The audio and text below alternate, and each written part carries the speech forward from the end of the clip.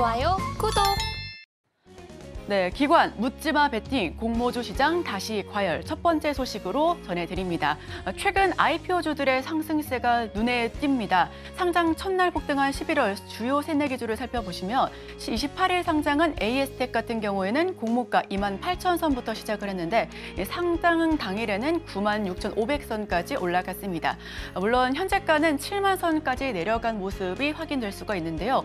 24일 상장했었던 그린리소스와 한선 엔지니어링 역시 공모가 대비해서 상단일 큰 폭의 상승세를 보였습니다. 에코아이와 스폼테크 역시도 상승세를 크게 보였는데요. 다만 현재가는 많이 상승분을 반납한 모습입니다. 연내 신규 상장 일정인 종목도 살펴보겠습니다. 12월 1일 당장 에이텀 상장되고요. 5일은 Y바이오로직스, 6일은 AKNS, 그리고 12일은 LS 머티리얼즈 등이 상장될 예정입니다. 이렇게 상장될 공모 주가에 대해서 상승세가 연일 이어지고 있어서 많은 투자자분들께서 관심을 크게 갖고 계십니다. 에코프로 머티리얼즈 연일 주가 고공행진을 이어가고 있죠. 공모주 시장 전반적으로 투자 열기가 확산되고 있습니다. 즉 에코프로의 상승세 덕분에 새내기 IPO주 역시 상승 랠리를 같이 이어받았다라는 그런 표현이 맞을 것 같은데요. 다만 묻지마 투자는 다시 한번 조심할 필요가 있어 보입니다. 에코프로 머티 지금 기관 수요 예측 당시에는 17대 1이라는 낮은 경쟁률을 보였습니다. 3%의 의무 보유 확약 비율과 상장일 주가가 부진할 것으로 예상되면서 흥행 실패를 모두가 예견했었는데요. 그러나 우상향하면서 당장 어제장에서도 상승세를 보여주면서 종가 형성했습니다. 공모가 대비해서 267.4%의 상승률을 나타내고 있고요. 아직까지 오늘 시장에서도 상승분을 보여줄 것으로 예상하고 있습니다. 업계에서는 에코프로 머티리얼즈의 예상 박흥행이 연초 중소형 공모주들의 급등 현상을 재현하는 마중물 역할을 했다라는 해석을 하고 있습니다. 에코프로 머티리얼즈 이후에 상장한 일반 기업 6개 종목 중 5개 종목이 상장 첫날에 큰 폭의 상승률을 보여줬고요. 공모가보다 높은 가격에 장을 마감했습니다. 다만 급등한 종목들이 대부분 이후에 바로 급락세를 연출했기 때문에 추격 매수한 투자자들에겐 큰 손실을 가져왔다는 점 역시 투자 판단에 참고해 주시길 바랍니다. 24일 코스닥에 상장한 한선 엔지니어링과 그린리소스 각각 전일 대비 19.5%, 20.43% 하락하면서 종가 형성했습니다. 모두 당일 100% 넘는 상승세를 보여줬었던 종목들이었는데요. 전 고점 대비해서 각각 37%, 34%의 하락률을 기록한 셈입니다. 연말까지 공모액이 1,000억 원이 넘는 중대형 IPO가 없었다라는 점도 중소형 공모주에 투자 자금이 몰리는 요인으로 지목되고 있습니다. 자, 그럼 정리하고 넘어가 보겠습니다. LS 머티리얼즈과 블루엠텍 지금 상장을 예정하고 있죠. 수요 예측 결과가 나오고 있는데요. 기관들 상단보다 높은 가격에 참여하고 있습니다. 에코프로 머티 등 새내기주 급등에 고평가 논란에도 불구하고 물량 배정 경쟁이 치열한데요. 한 주라도 더 받기 위해서 노력하고 있습니다. 업계에서는 기관 투자자와 개인 투자자 서로 폭탄 돌리기가 아니냐라는 의견까지 나오고 있어서 이 부분까지도 우리 시청자 여러분들께서 투자 판단에 참고하시고 주의하셨으면 좋겠습니다. 자, 그렇다면 다음 소식으로 넘어갑니다. 오일머니 맞서서 막판까지 도전했고 또 공급망과 안보 협력 초석을 다지긴 했지만 결국 2030 부산 엑스포는 실패로 돌아갔습니다. 1호 영업사원을 자청하던 윤 대통령과 강행군 지금 96개국 110명의 정상을 만나서 외교전을 펼쳤지만 이 한일 관계 회복에 대한 노력도 빛을 발했습니다. 일본이 한국의 편을 들었고요. 기시다 총리 한국 지지로 선회를 하긴 했지만 그럼에도 불구하고 2030 부산 엑스포 유치에는 실패했습니다. 이와 관련해서 더 들어오는 대로 자세한 소식 역시 전달해 드리겠습니다. 바로 다음 소식으로 이어갑니다.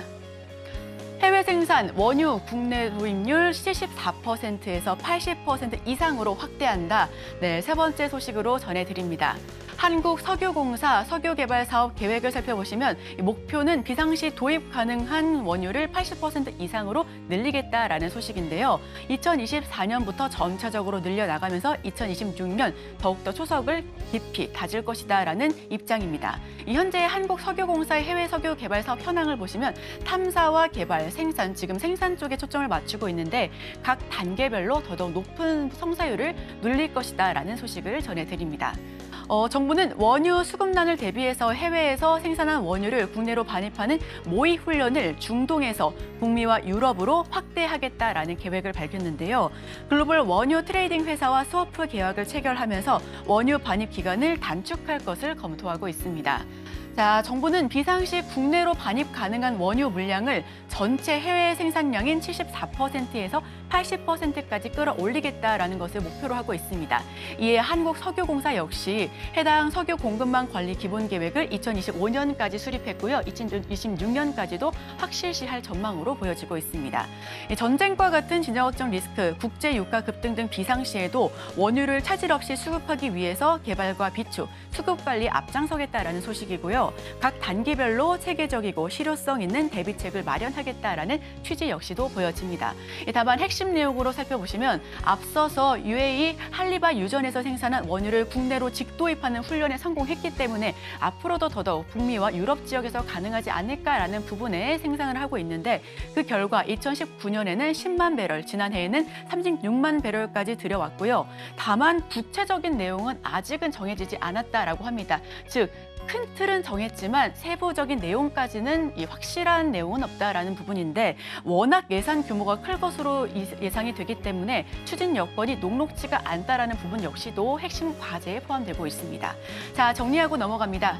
석유공사 공급망 관리 기본 계획을 일단은 수립했고요. 수급난 대비의 반입 훈련 역시 정례화할 것을 목표로 하고 있습니다.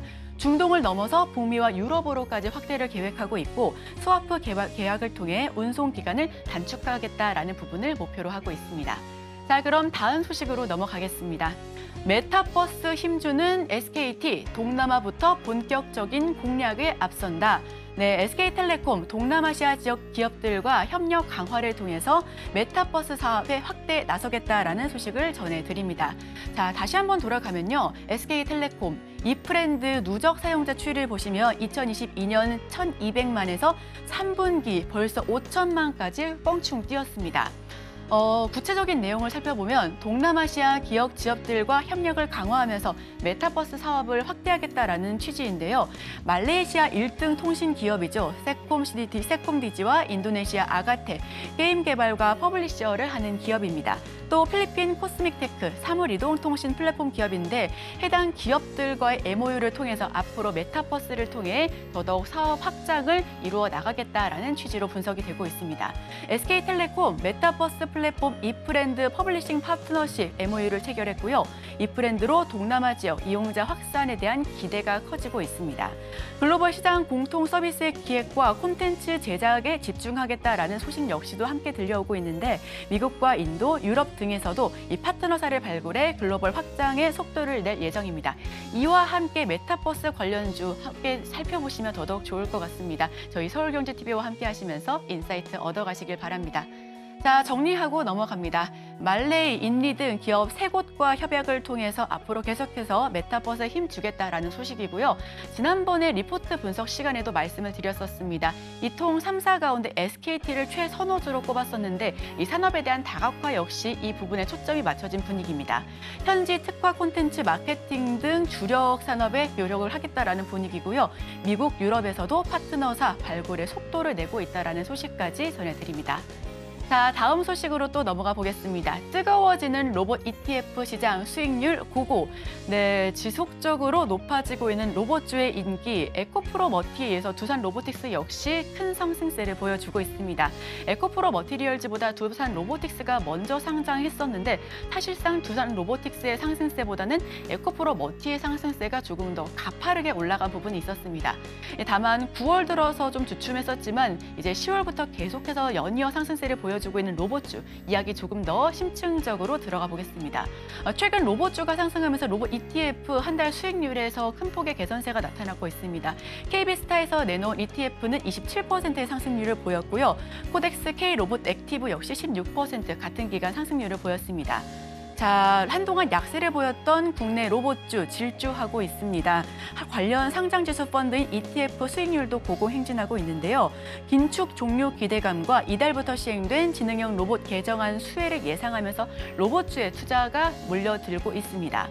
자, 증권가에서는 로봇주 상승 모멘텀이 중장기적으로 이어질 것으로 전망하고 있습니다.